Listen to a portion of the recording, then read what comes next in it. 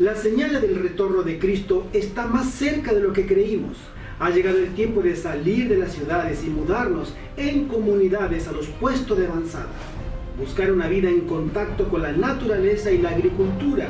Practicar un modelo educativo santificador y ennoblecedor es lo que necesitamos. La sierva del Señor nos dice: se acerca el tiempo cuando grandes ciudades serán arrasadas y a todos se debe dar advertencia acerca de esos juicios venideros. Ha llegado el tiempo en que, a medida que Dios abra el camino, las familias deben salir de las ciudades.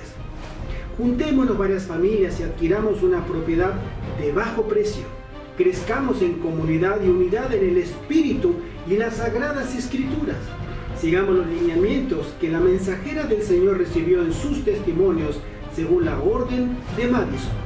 Ven, únete, acércate y forma parte del último ejército de Dios. Hola, queridos amigos, ¿cómo están? Dios les guarde, les bendiga. Bienvenidos sean todos ustedes a una iglesia para el tiempo del fin. Estamos estudiando vez tras vez textos muy importantes de la profecía, como son aquellos de Apocalipsis que describen a la bestia. Hoy seguiremos avanzando en lo que tiene que ver con la presentación de ciertos textos del Nuevo Testamento que se consideran que son fundamentales en lo supuestamente la observancia del domingo en el primer siglo. Pero antes, repasemos algunos textos proféticos y vamos a razonar juntos, queridos amigos. Consideramos que estos temas son de vital importancia, pues estamos presentando textos bíblicos para algo que creemos que será sumamente importante en poco tiempo más. Esto es la implantación de la marca de la bestia a nivel mundial. Así habla la profecía de Apocalipsis capítulo 13. Vamos pues entonces a repasar Apocalipsis capítulo 13, versículos 5 al 7, también Daniel 7:25, y luego capítulo 13 de Apocalipsis, versículos 14 al 17. Sirvan estos textos como introductorios para el desarrollo del presente tema. Apocalipsis capítulo 13, vamos a leer primeramente 5 al 7 y luego el 14 en adelante. Esta es la descripción de la bestia en tiempo medieval, al decir que actuaría por 42 meses o 1260 días, simbólicos, por cierto, y esto ocurrió durante el tiempo medieval. También se le dio boca que hablaba grandes cosas y blasfemias, y se le dio autoridad para actuar 42 meses o 1260 días, es lo mismo. Y abrió su boca en blasfemias contra Dios, para blasfemar de su nombre, de su tabernáculo y de los que moran en el cielo. Y se le permitió hacer guerra contra los santos y vencerlos. También se le dio autoridad sobre toda tribu, pueblo, lengua y nación. Y esta misma bestia reaparece en los días finales. Por eso estudiamos sus contenidos del tiempo medieval. Ahora Daniel 7:25. Es un complemento a los textos recién leídos. Y hablará palabras contra el Altísimo, y a los santos del Altísimo quebrantará, y pensará en cambiar los tiempos y la ley, y serán entregados en su mano hasta tiempos y medio tiempo. 3 tiempos y medio. Y ahora sí, Apocalipsis capítulo 13, versículos 14 al 17. La actuación de la bestia en los días finales de la humanidad. Y engaña, refiriéndose a la bestia compañera, la bestia ayudante. Esto es la segunda bestia mostrada en el capítulo 13, una bestia de origen terrenal, surge de la tierra, tiene aspecto como de cordero, pero se transforma en dragón. Y engaña a los moradores de la tierra con las señales que se le ha permitido hacer al servicio de la bestia, traduce así la Biblia de Jerusalén, mandando a los moradores de la tierra que le hagan imagen. Y esta parte queremos resaltar, amigos, cómo aquí la profecía señala una violación de la ley de Dios, la trae de una manera simbólica. Esto es que se crea una estatua para que el mundo la adore y Dios prohíbe semejante cosa. Recordamos, el segundo mandamiento del Decálogo, Dios prohíbe hacer imágenes para adorarlas. Bien, al final de los días de la humanidad se va a producir este fenómeno, solo que está expresado en forma simbólica. Pero ya con ello muestra el rechazo de parte de Dios, quien reveló estas cosas, quien inspiró a Juan para que las ponga por escrito. Y es que a la vista de Dios esto le produce repugnancia, que se haga una imagen que tenga vida, se le infunde aliento de vida, la imagen comienza a matar a quien no la adorase. Ya diríamos, es el colmo. Bien, así es como Dios describe el último pecado que ocurrirá en nuestro planeta, y es que a través de este poder se impondrá la marca de la bestia. A ver, leamos el texto. Y engaña a los moradores de la tierra con las señales que se le ha permitido hacer en presencia o al servicio de la bestia, mandando a los moradores de la tierra que le hagan imagen o copia o estatua, es similar, a la bestia que tiene la herida de espada y vivió. Y se le permitió infundir aliento a la imagen de la bestia para que la imagen hablase. Por eso decimos que es una estatua o una copia. Como imagen, comienza a moverse, comienza a hablar. E hiciese matar a todo el que no la adorase, violando el segundo mandamiento del Decálogo: no te postrarás ante estatuas, no las harás, ni le rendirás culto. Y hacía que todos, pequeños y grandes, ricos y pobres, libres y esclavos, se les pusiese una marca en la mano derecha o en la frente, y que ninguno pudiese comprar ni vender, sino el que tuviese la marca o el nombre de la bestia, o el número de su nombre. Con esto, amigos, vemos claramente que este poder surge al final. Hay una unión satánica. Primeramente el dragón, que es el artífice de todo esto, representa a Satanás. Luego dos bestias, una de origen marítimo, surge del mar, refiriéndose al poder medieval, interpretamos que se trata del papado, y luego una bestia posterior, que surge de la tierra, que tiene aspecto de cordero con sus cuernos, pero se transforma en dragón, habla como dragón. E interpretamos que se refiere al gobierno de Estados Unidos. Oportunamente, amigos, vamos a mirarlo más adelante, solamente que anticipo ya, para que tengamos un pequeño mapa. Y este segundo poder crea una imagen, una copia, una estatua de la primera. Pero esta copia recibe vida, comienza a moverse, a actuar, pero tan horriblemente que comienza a perseguir y aún matar a quien no la adora, quien no obedece a su mandato. Y es que dirige la imposición de una marca de la primera bestia, se la pone en la frente o en la mano de todos, so pena de morir si no se ponen la marca, no pueden comprar, no pueden vender, etc. Bien, esto ocurre en los días finales y la bestia marítima es la que va a campear, va a dominar todo este escenario. Ahora bien, al hablar de la imagen de la bestia, queridos amigos, tenemos que recordar cómo surge la violación al segundo mandamiento. Esto favorece también a todo el sistema de la Iglesia Católica, pues quitó el segundo mandamiento del Decálogo, absolutamente. En la actual expresión de los 10 mandamientos de la Iglesia Católica, se omite el segundo mandamiento, no aparece ninguna referencia al tema de las estatuas.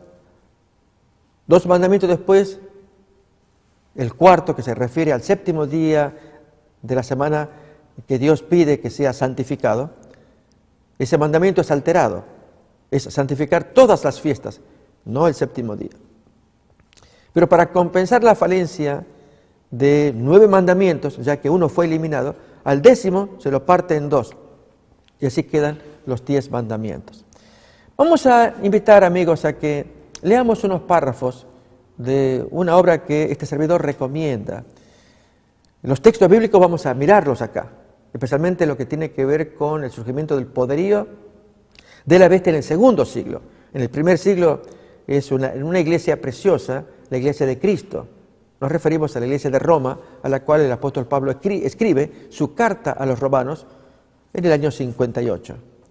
Y allí todo lo que se desarrolla en la iglesia, pensemos en la persecución y masacre de Nerón, cuando quemó a Roma, y en el año 64, año de la quema y persecución de los cristianos. Allí los mártires de Roma fueron hombres y mujeres increíblemente siervos de Dios, soportaron tantos vejámenes, algo horrible. Y sin embargo, es el pueblo de Dios que con el paso de las décadas se transformaría. en lo que conocemos como la bestia.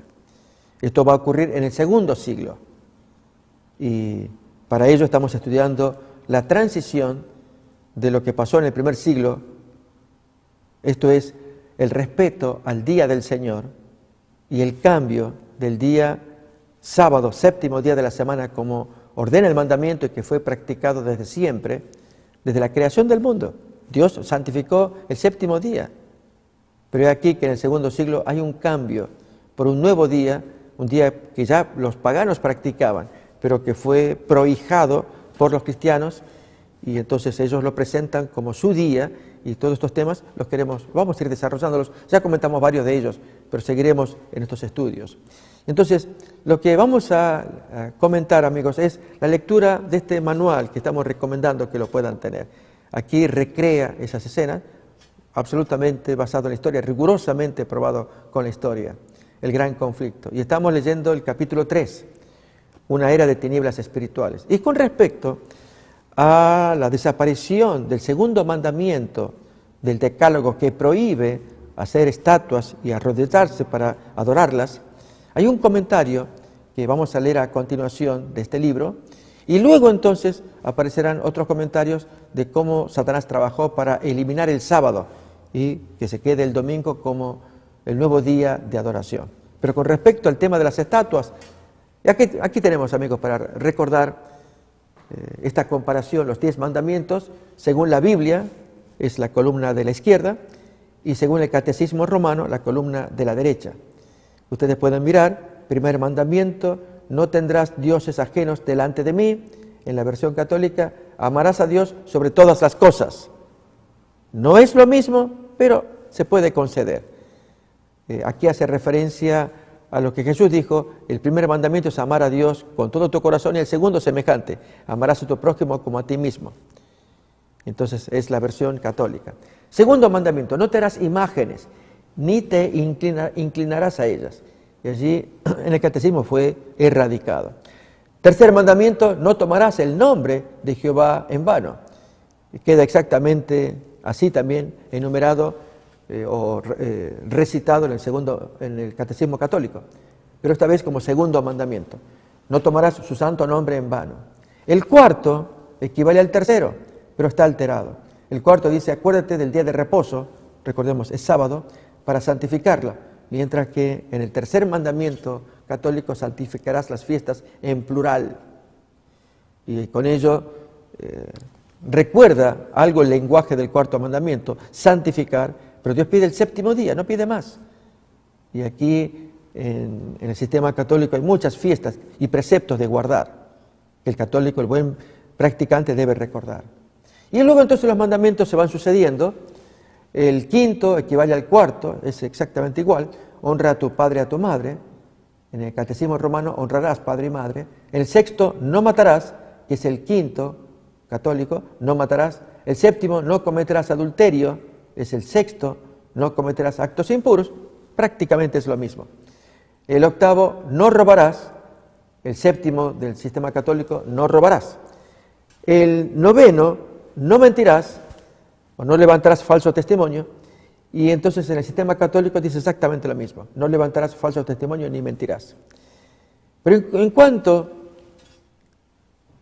al mandamiento que sigue, fíjese que es el 10º: no codiciarás nada de tu prójimo, no codiciarás la mujer de tu prójimo. Todo eso aparece en un solo versículo, un solo mandamiento. En el sistema católico se desglosó. El 9º sería: no desearás la mujer de tu prójimo. Entonces el comentario del editor: ¿por qué se dividió el mandamiento 10 en 2 secciones? Esta es la primera: no desearás la mujer de tu prójimo. Y la segunda sección: no codiciarás los bienes ajenos. No tenéis lo mismo. O sea, nada que sea de tu prójimo, ni los bienes, el texto dice, ni su siervo, ni su buey, ni su criado, ni la mujer del prójimo. No codices nada. Déjalo tranquilo y tú dedícate a lo tuyo. No te metas, no le desees nada de apropiarse de lo que el otro tiene. Empezando por la esposa y después todo el resto. No, te dice un solo mandamiento. Bien, al eliminar el segundo mandamiento, las imágenes, ¿qué pasó? Vamos a leer, dijimos, de este libro, el gran conflicto. ¿Qué recomendamos, amigos? Si alguien desea tener una copia, puede escribir allí al teléfono, llamar y pedir copia, que llega a usted gratuita, ya sea por correo postal o por medio de amigos de la producción, hermanos de la producción, que en nombre de esta programación llegan a su domicilio y entonces le entregan el libro para que usted tenga buena lectura. Bien, de este libro extraemos los siguientes párrafos relacionados con el segundo mandamiento. También tenemos una versión digital. Si alguien quiere tener el libro en forma digital para usarlo en computadora o aún en celular, con solamente decirlo, lo puede tener. Y usted tiene buena lectura. No obstante, aquí traemos los textos bíblicos, pero aquí la lectura que va acompañando a esos textos. Bien, vamos pues entonces a continuación a mirar entonces unos párrafos de este material del que hacemos promoción. Los romanistas se han empeñado en acusar a los protestantes de herejía y de haberse separado caprichosamente de la verdadera iglesia, pero estos cargos recaen más bien sobre ellos mismos. Ellos son los que arriaron la bandera de Cristo y se apartaron de la fe que ha sido una vez dada a los santos, según dice Judas en el versículo 3. ¿Dónde está la prueba de esto? Justamente en tiempo de Constantino comienzan a arriar la bandera. A ver, vamos a ver cómo sigue.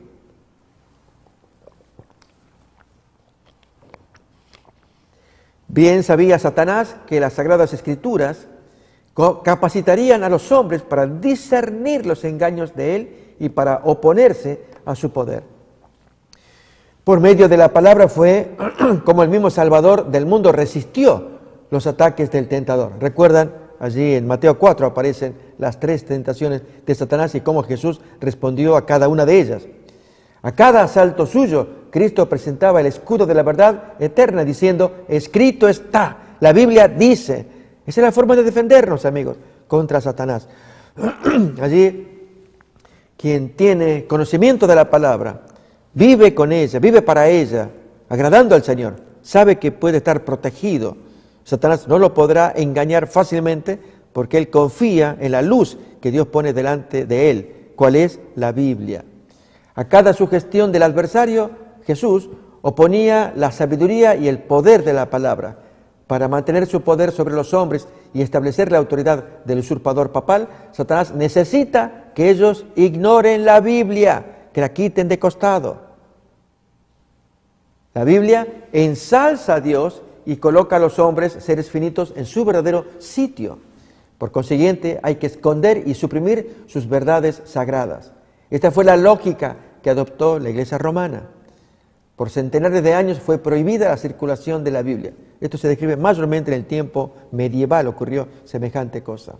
No se permitía a la gente que la leyese ni que la tuviese en sus casas. Y sacerdotes y prelados sin principios interpretaban las enseñanzas de ella para sostener sus pretensiones. El argumento que se usaba en ese tiempo era no dar espacio a la libre interpretación, con riesgo de extraviarse, entiéndase, con riesgo de separarse del sistema romano. Así fue como el Papa vino a ser reconocido casi universalmente como vicegerente de Dios en la tierra, dotado de autoridad sobre la Iglesia y aún el Estado. Esto va a pasar en el siglo XI, año 1073, en la famosa querella de las investiduras del emperador Enrique IV de Alemania y el Papa Gregorio VII, Hildebrando de Roma. El gran conflicto por la querella de las investiduras. Finalmente gana el papado y entonces se impone allí el Papa Gregorio VII sobre el emperador de Alemania y se muestra el absoluto poder que tenía, tanto en la faz moral, espiritual, como en la faz material. Estaba por encima del emperador. Es una cosa increíble. Bien, sigue más todavía la lectura. Una vez suprimido lo que descubría el error, Satanás hizo lo que quiso. La profecía había declarado que el papado pensaría en mudar los tiempos y la ley. Daniel 7:25. No tardó en iniciar esta obra para dar a los convertidos del paganismo algo que equivaliera al culto de los ídolos y para animarles a que aceptaran nominalmente el cristianismo, se introdujo gradualmente en el culto cristiano la adoración de imágenes y de reliquias para poder retener a estos paganos también. Esto va a ocurrir todavía ya antes de Constantino, en que aparecen las imágenes y había hermanos que protestaban contra ello. De hecho, Tertuliano, él se opone. ¿Cómo puede haber cristianos que rindan pleitesía a las estatuas? Estamos hablando de un hombre de los años 200. Así como Tertuliano, padres de la iglesia que se oponían, pues se estaba introduciendo.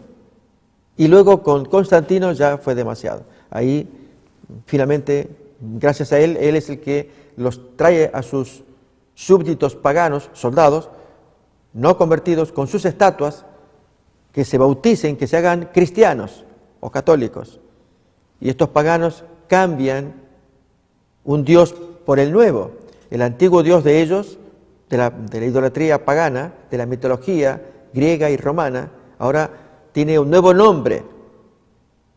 Y amigos, esta transición hace que sea más factible para esta gente pagana seguir conservando sus viejos cultos de idolatría, pero esta vez adorando a un nuevo Dios, que eran los santos cristianos que iban apareciendo.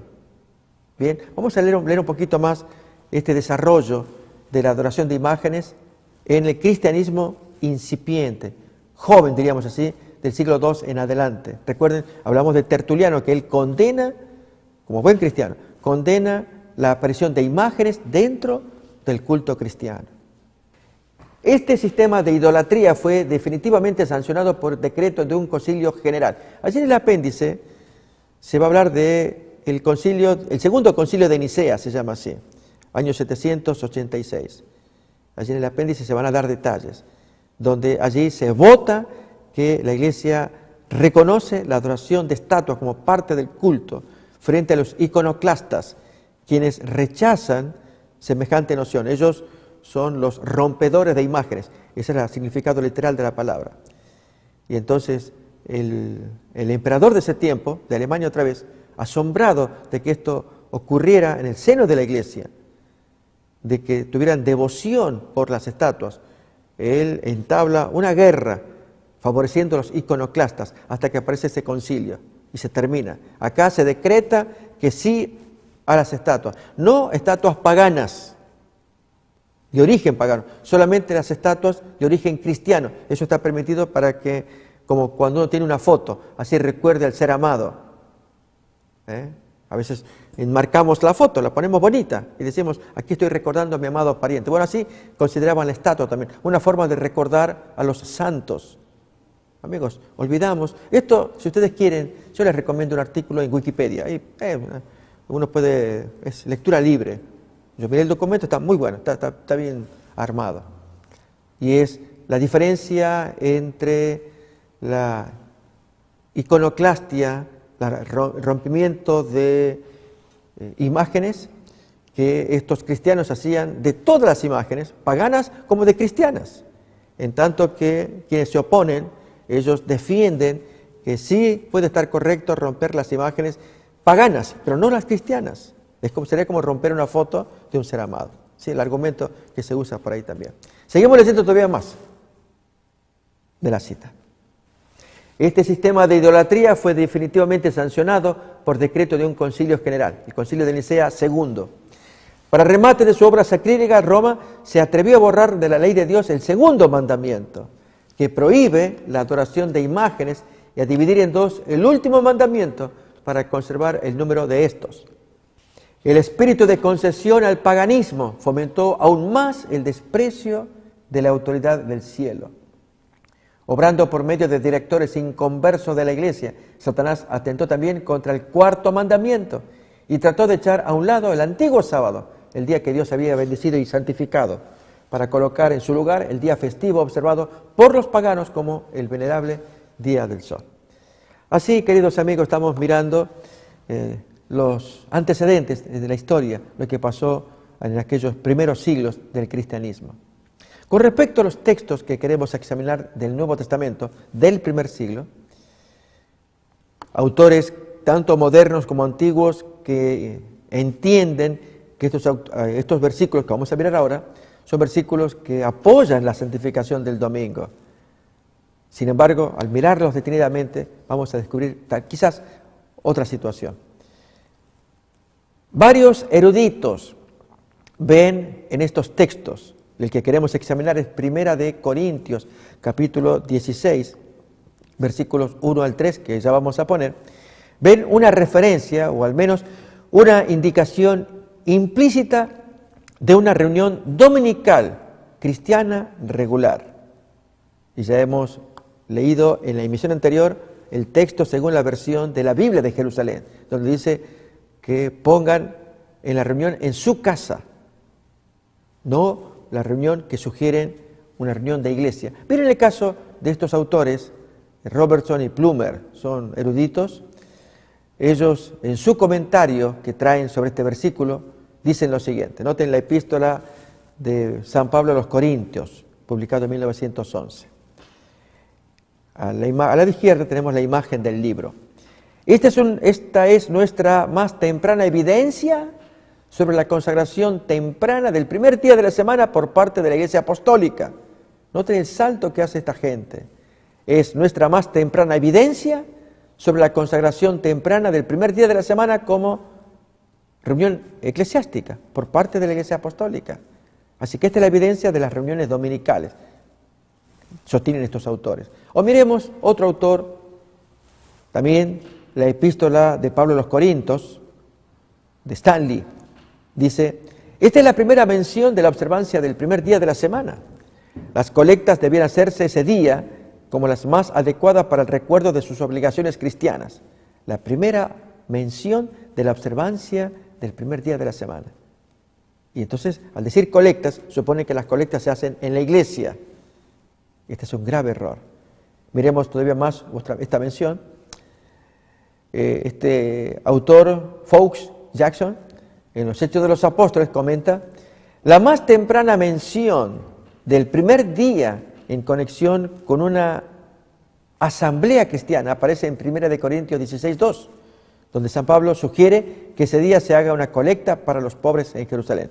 Pero la referencia, o sea, la mención del autor es que la más temprana mención del primer día en conexión con una asamblea litúrgica cristiana aparece 1 de Corintios 16:2. Aún más, este otro autor, Bernard Hallot, San Pablo, primera epístola a los Corintios en francés, traducido al español, tenemos, el primer día de la semana, aquí se refiere a la adoración en domingo, que por el momento de la composición de la epístola ya había reemplazado al sábado. Noten la asunción que hace este autor.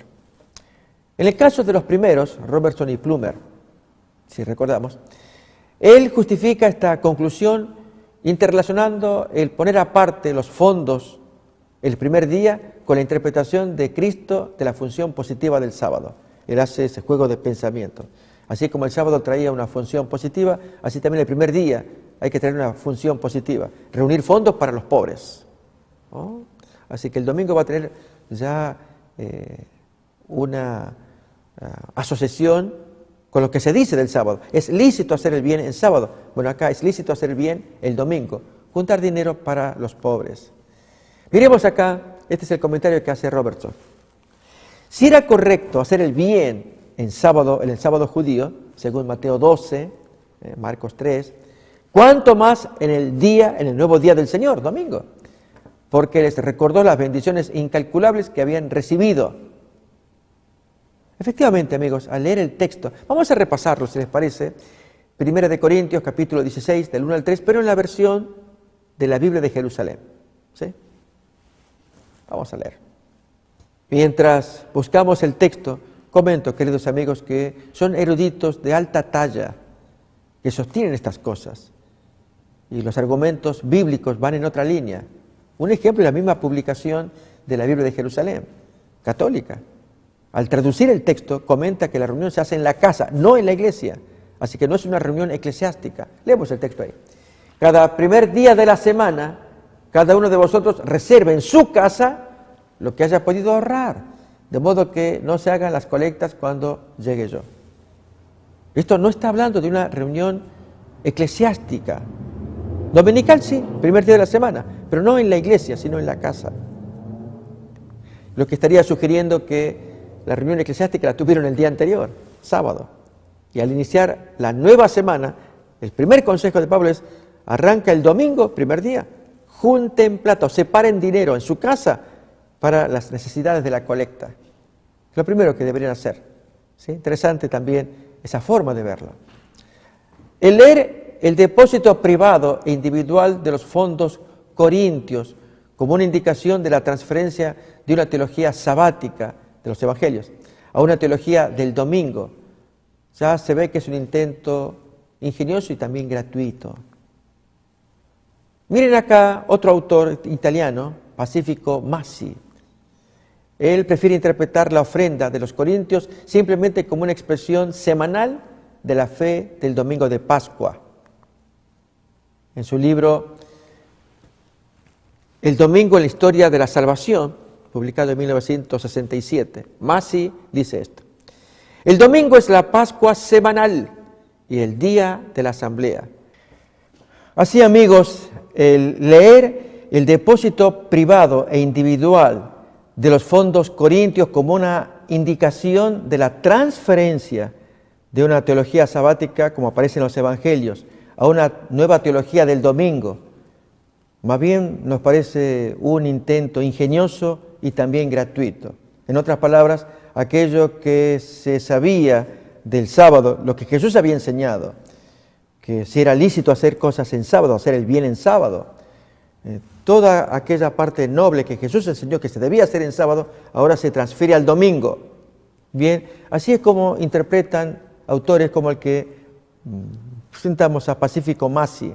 Él prefiere interpretar la ofrenda de los corintios simplemente como una expresión semanal de la fe del domingo de Pascua. Así que la Pascua anual, recuerdan la romana contra los cuartodecimanos, ahora Massi, autor italiano, él la ve como una ofrenda semanal.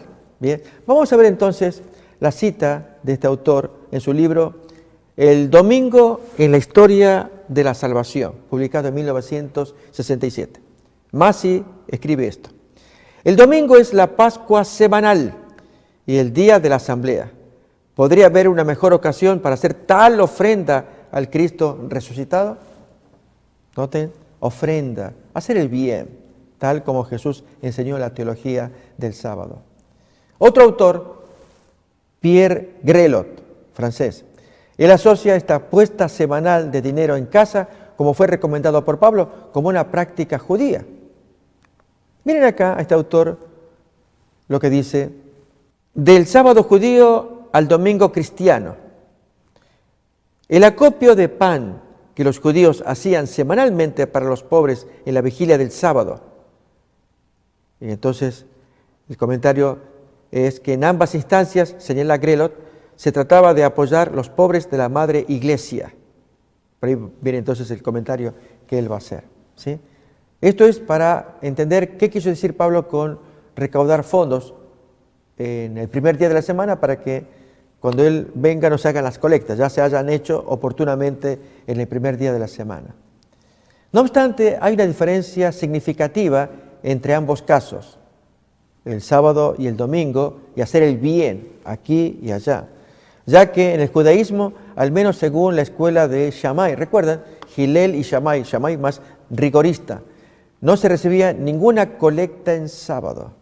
Así que si alguien piensa que había alguna asociación con una práctica judía, no. Shammai se oponía a que se hiciera esto en sábado.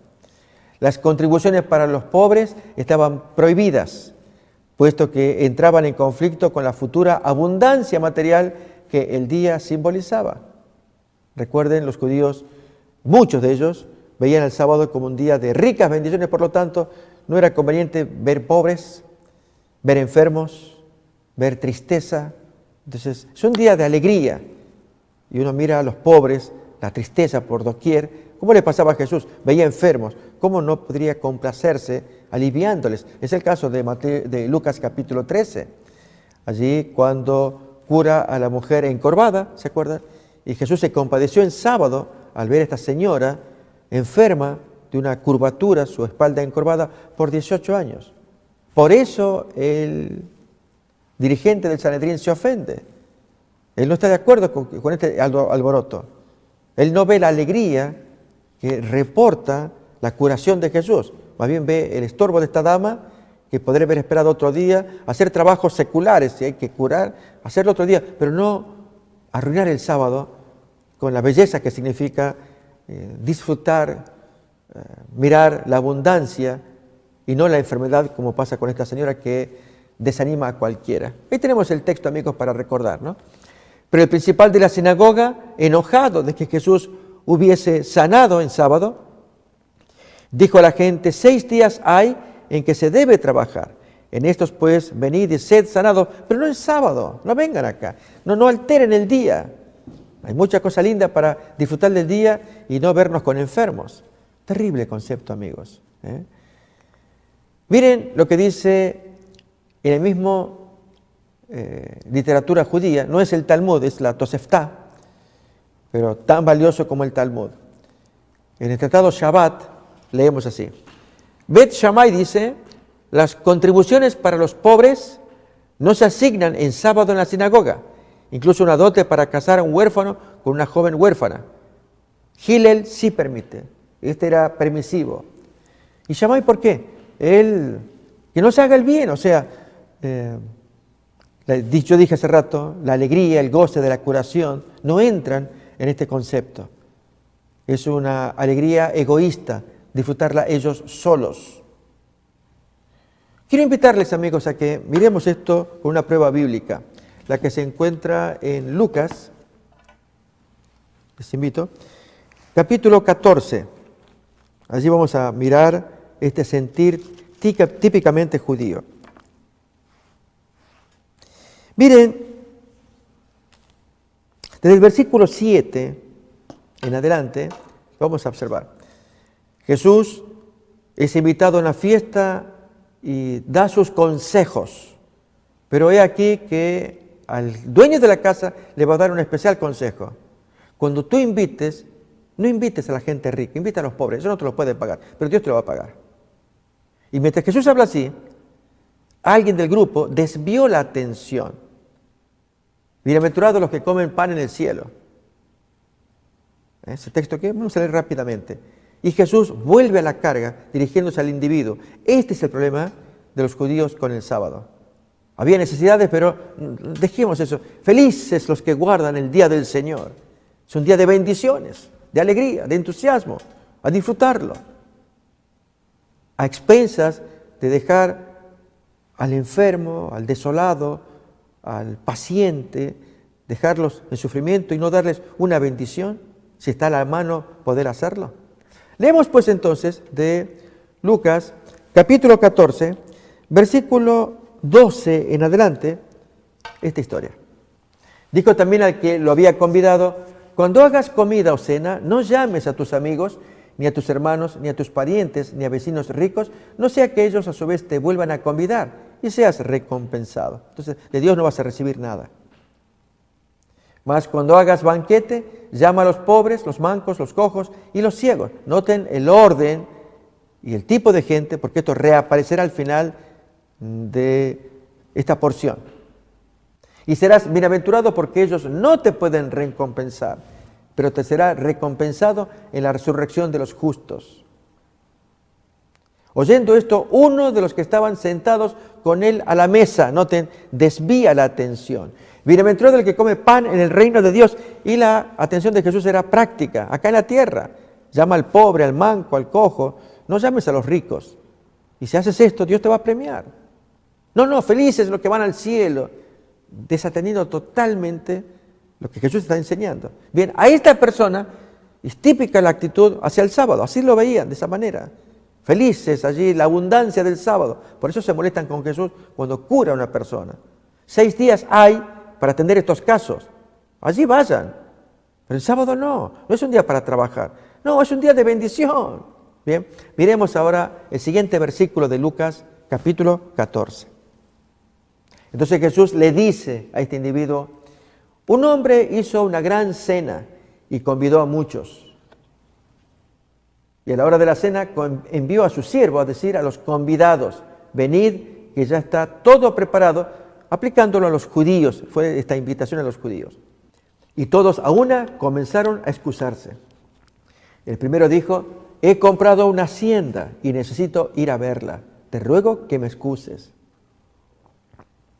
Otro dice: he comprado 5 yuntas de bueyes y voy a probarlos. Te ruego que me excuses. Otro dice: acabo de casarme y por tanto yo no puedo ir. Vuelto el siervo, hizo saber estas cosas a su señor. Entonces, enojado el padre de familia, le dice al siervo: ve pronto por las plazas y las calles de la ciudad y trae acá ¿a quiénes? Fíjense, a los pobres, mancos, cojos, ciegos.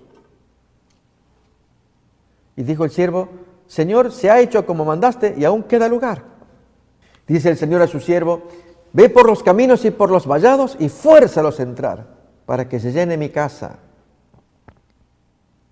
Porque os digo que ninguno de aquellos hombres que fueron los primeramente convidados gustará mi cena.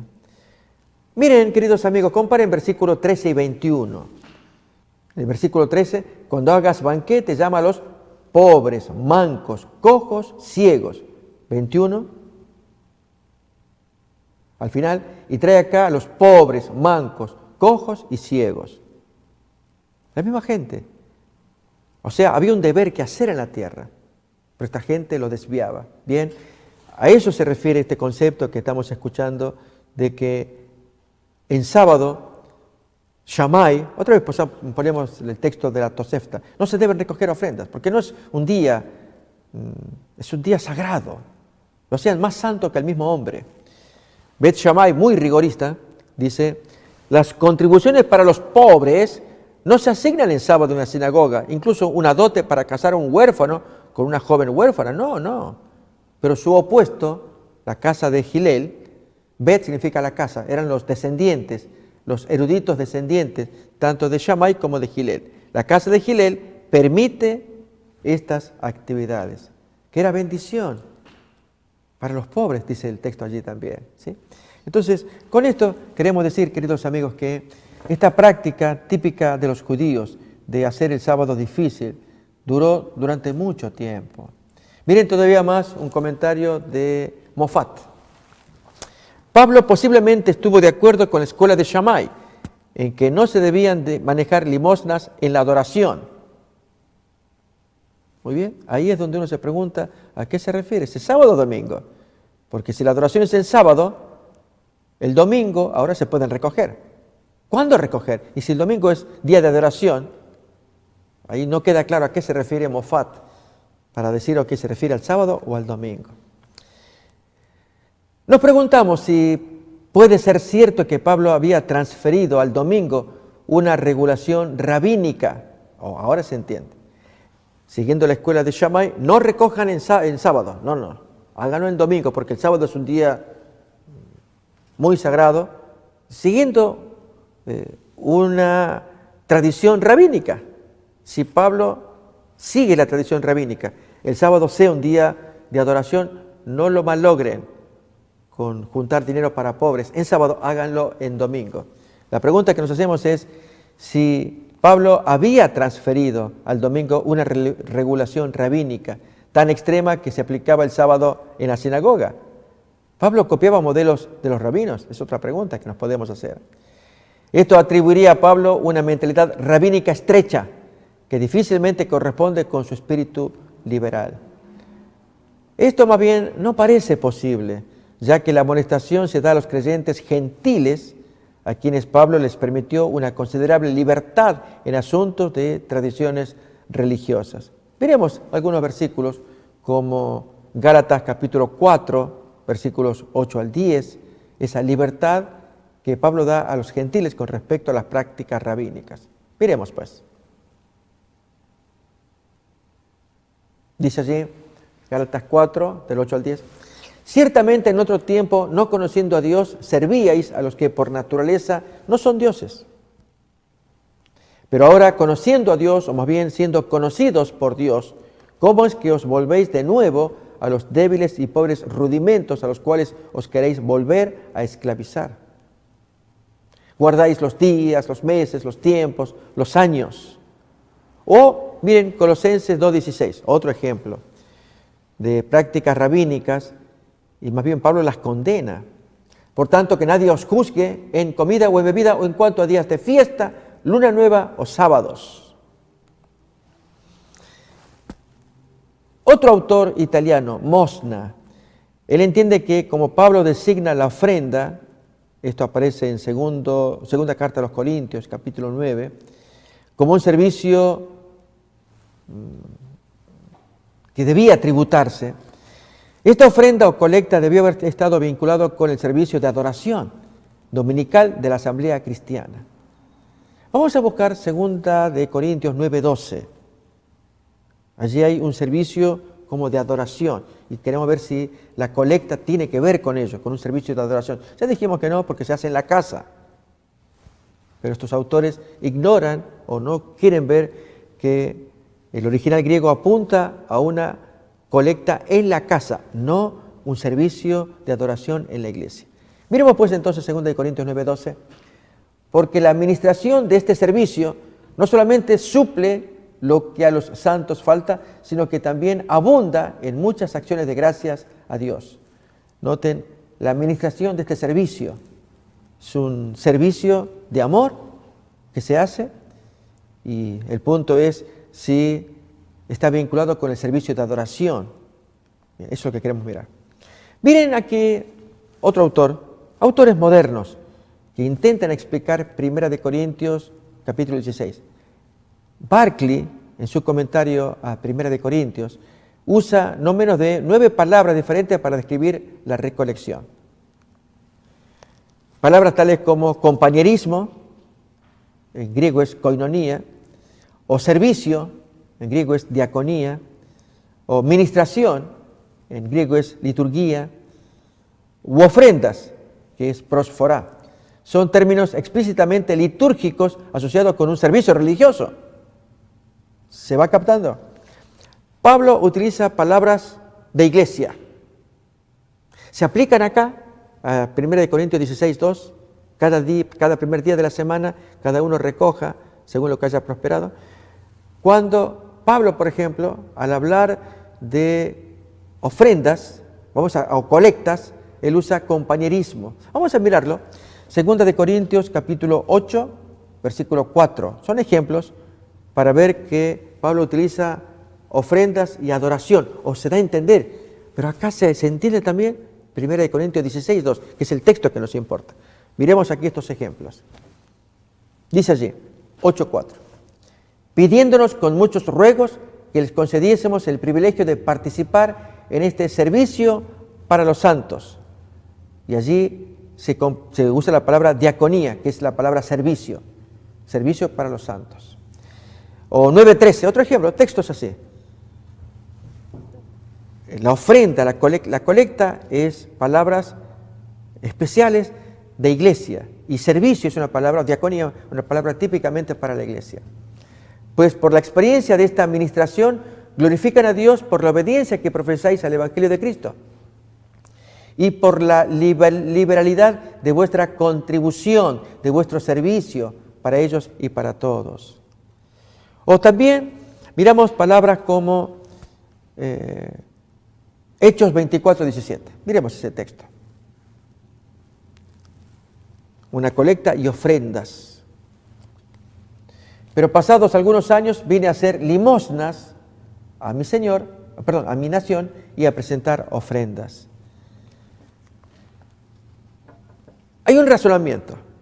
Si el culto de adoración sucede el primer día de la semana y la ofrenda, la colecta que Pablo pide que se haga el primer día de la semana, forma parte del culto, entonces la orden de Pablo de entregar ofrendas el domingo confirmaría la observancia dominical. Si se va captando el punto. Sin embargo, la recomendación de Pablo era que en domingo se reservase un depósito privado en la casa, en vez de hacerlo público, lo que sugeriría que en este día no se realizaban servicios públicos regulares.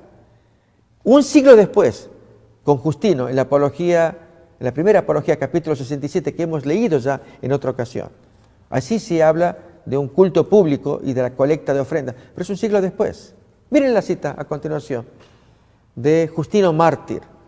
y la descripción que él hace. Él muere por el 165.